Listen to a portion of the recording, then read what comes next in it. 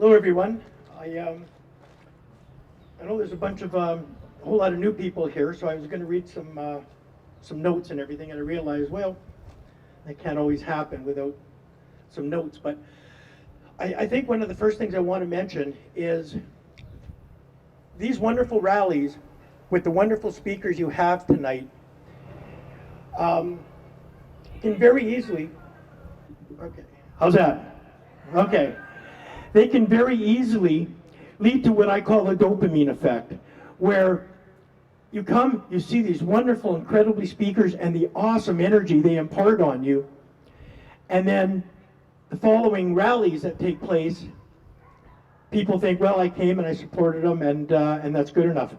These rallies need your ongoing attention, and it's not sufficient to simply come to one rally. You need to keep coming and support the people that are putting on the rallies here every Saturday. They need your help.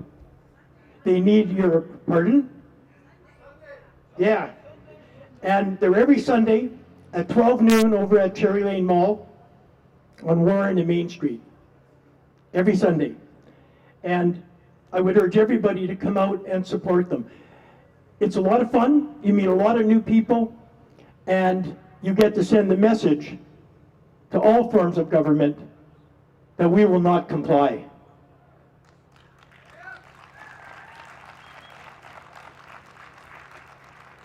It's interesting, the concept, just say no, which many people have talked about today, and a lot of people have talked about, myself included, since last summer. This concept goes back 400 years to the book called The Politics of Obedience by Etienne de la Boétie in France. And it was a phenomenal book when he analyzed these tyrants that we have governing over us. Why do we let them when they have no more power other than the fact that we can just say no and say we will not comply? And that leads into other structural components in our Constitution. You have a fundamental right to peaceful civil disobedience.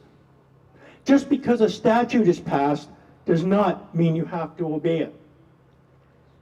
A recent quote was very clear. At one time, segregation was legal. At one time, slavery was legal. At one time, war was legal. Never use, ever, legality as a guide to morality or constitutionality. Ever. Just because they pass a statute, I don't care. If it's morally, ethically reprehensible, I'm not going to comply with it. If it's unconstitutional, we're not going to comply with it. And I want to give you a history lesson here. The Charter is not the be-all to end-all for constitutional sources of rights and freedoms.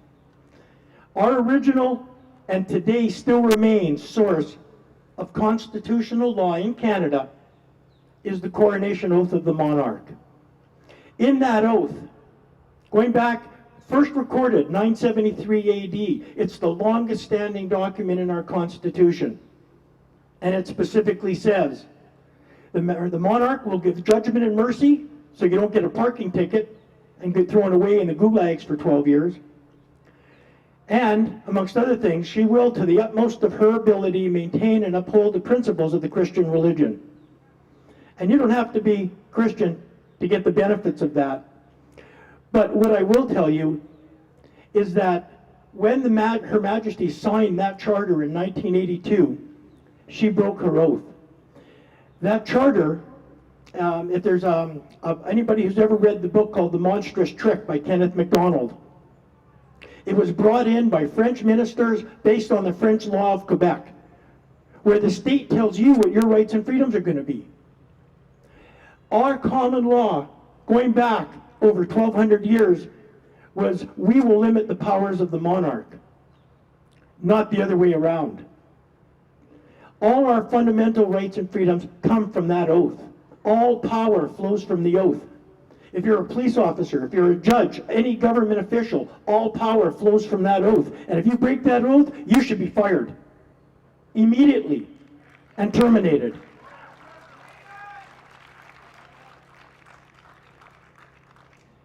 And what do? They passed the Emergency Program Act in BC and the Public Health Act. The Public Health Act says Bonnie Henry can go and issue orders that break our Constitution. And she is not even an elected official. Back in 1688, they passed the English Bill of Rights, and there was a little clause in there, and it said, they are prohibited in Parliament from ever using the notwithstanding clause ever again. The principle behind that is if everybody is subject to the rule of law, including Bonnie Henry, and over here you have this body of statutes that purports to be the law, you cannot pass an order or a statute that takes away or operates despite the fact that these other orders and laws still apply. How can you without breaking the law yourself in doing so? So when you hear the government say, we're going to take away your constitutional rights for the betterment of everyone, not only does it violate every fundamental principle of our law, every one of them, it violates the notwithstanding principle that they're not allowed to break other statutes, okay? So, somebody likes wearing masks, I guess. So these principles, they apply strictly to all government officials. They cannot, the lieutenant governor cannot just give royal assent to everything. If they're breaking the law, you don't have to obey it. And I want you to know that today. That goes back 1,200 years. Because that oath is a contract. I don't have the power to tell you what to do. And you don't have the power to tell me what to do. So how do they get it? It's done by agreement. It's done by a contract, and there's limitations to that contract. And these criminals are breaking that contract. They have broken it since the very day that this scam started. And now, what they're trying to say, interestingly enough, and I want to quote, we need to follow through into the next few weeks. We will lay out a plan for the future we'll hold, but it's not going to be everything at once. We're seeing things going in the right direction, but we also know we've learned in the last 18 months things can change. And while we've talked about the future, nothing is going back to 100% on Tuesday this week. It's not going to be a light switch. It's going to be a dimmer. They told us this was a bloody circuit breaker. Well, circuit breakers go like this. Now they're telling you it's a dimmer. And they're telling you, be happy. We are giving you your rights back slowly. And as our speakers before me said, no, I'm not going to be happy. We're demanding them back, and we're taking them back. And I don't need your permission to tell me that, Bonnie Henry. I've never worn a mask yet. I know many others that haven't. And our message to Bonnie Henry and Farnworth is that you can take your illegal orders, your unlawful orders, and stuff them. We are not going to comply with them, and we're not going to comply with them in the future.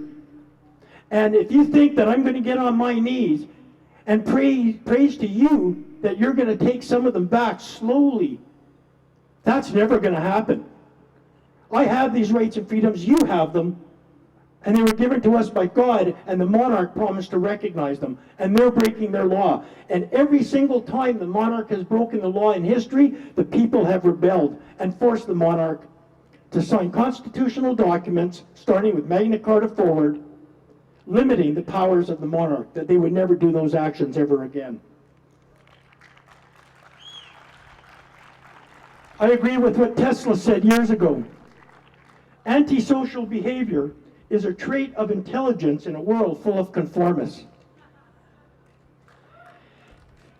The fact that the majority of people are complying, as Ted mentioned earlier, doesn't mean we should be. We are to be the beacons to others. And we need to have the knowledge to back it up. And I put a challenge out to Mayor Bazarin when he came up years or months ago and said science is on his side. So I put out the challenge, let's have a public debate. And I wrote him, challenging him. And I got responses back saying they're not going to take us up on it. Why is it? Everybody in the government, everybody on that side will label us, call us names, but they will not enter into any rational public debate on anything. They're cowards, and they know the science is on our side, and they will get destroyed. Years ago, 15, 18 years ago, I put out a public challenge to Professor Hogg, anyone in Canada, whether the Income Tax Act was lawful or constitutional.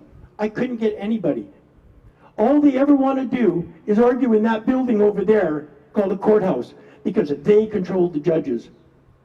And the judges are appointed because they have been compromised in the first place. And it's not very often you find something different. So I really want to, I guess, emphasize the facts back us up with what we're talking about. All the models that the government rely upon, from Professor Ferguson all the way up, were all wrong by thousands of %. The PCR test, we all know, and for the people that are new here, very quickly, it works on a program called cycles where they get RNA to duplicate. And if you do enough cycles, it'll pick up anything. And recently, last week, I want to give you a positive note. In Manitoba, a government expert witness, his name was Bullard, he testified under oath and gave the following comments. He admitted the PCR test does not verify whether you're infectious or not. He admitted that it was never intended for respiratory illnesses to diagnose that. He admitted that you can test positive over 100 days after you've been encountered or exposed to the virus. 100 days, and you can still test positive. All they do is confirm the presence of fragments of viral DNA that you could have got months and months ago. And what they're supposed to do is culture it in a cell culture to conform with Koch's postulates and see if it will affect other cells. They never do that. This guy did it for the first time, and you know what he found out? At 18 cycles, only 44% of other cells would be cultured. That was it. At 35 cycles, none of them would infect any other cells. BC uses 35 cycles. Every one of their tests for positive COVID is false. Every one of them. So what is it? It's a flu or a common cold coronavirus. But whatever there is, it is not as serious as they're teaching. And if those stats apply, then I can tell you there's only approximately a few hundred deaths at most, and it's nowhere near enough to support what these criminals have done to us. I maintained years ago that I think the reason they put the legislature in Victoria, Vancouver Island, is because they knew in the future people would hold them accountable and they would be insulated there. If that legislature was in Victoria, we'd have 10,000 people surrounding it and they would never get to work every day. And they know it. And unfortunately, we can't get to Victoria, a lot of people. The costs involved are far too much. But we can take action here by refusing to comply. My position has been since last year, and I'll repeat it, no negotiation at all with criminals.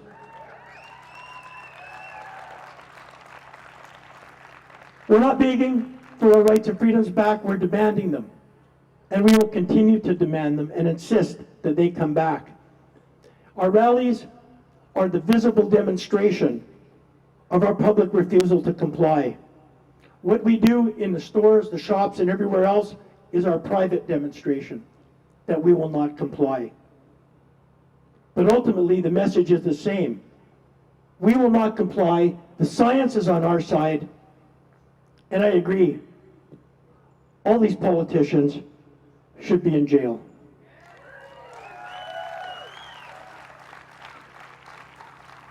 I want to thank everybody for coming out. I want to thank all the volunteers who did an incredible amount of work here today as well.